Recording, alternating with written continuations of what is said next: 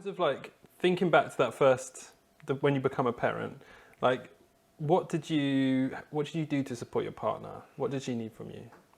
Well, I feel like I should have listened a lot more in biology at school, like a lot more, because I think I had an idea of pregnancy and birth and whatnot, but the reality was very, very different. So how much I really supported her, you probably have to ask her. I probably thought I was there, like, do you know what I mean, super dad, but she's probably thinking, this muppet, like he doesn't even know how to change a nappy or whatnot. So I think for me, it was just trying to do all of the other stuff around in the house. So whether it be keeping the house tidy or things like that, I felt like that was kind of like my job to do, because my knowledge was so limited in terms of how I can support her, or even how to do like changing nappies, bathing, all of those things. Like I was having to learn that. So I just thought,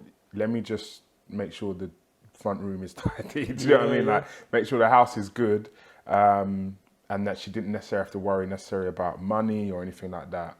So that was kind of my way of supporting her. And also her mum lives like 10 minutes away, so she was always around to help. So kind of watching them, learning, and then I think directly with Josh, the most I think I was doing especially in the first few weeks, was like I would get up at night and, do you know what I mean, whether it be hold him or whatnot, so that she could sleep. But that was about it, really. Keeping the house tidy and waking up at night. Brilliant, great. Just think about the early days, like maybe like when you were on paternity leave or just stuff, like what was the stuff that you did for your partner that felt like, oh, that was a really helpful thing that I could do for her? I think for me, you know, especially in those, I couldn't feed Sam, you know, who was being breastfed, you know, before we kind of tried introducing the bottle. And I was very aware that for Saskia, she was going to be up in a lot in the night feeding him, and that breastfeeding really exhausting for her. So the best thing I do is to be able to support. Sometimes just doing practical things, tidying up around the house, making sure, you know, getting dinner ready, things like that. No, she wasn't expecting any gourmet meals, luckily.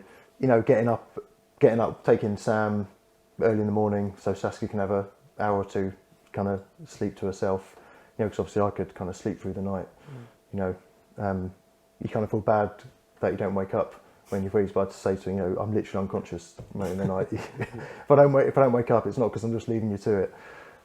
So I think it's just being able to pick up the slack, being able to do the things that she couldn't do, especially in those first couple of weeks when, you know, really she just needs to be just sitting on the sofa, feeding Sam, sleeping when she can. So yeah, it's just being able to keeping her fed is kind of a big one. Trying to keep on top of the kind of household chores, but also not just expecting her to be holding Sam and taking Sam all the time.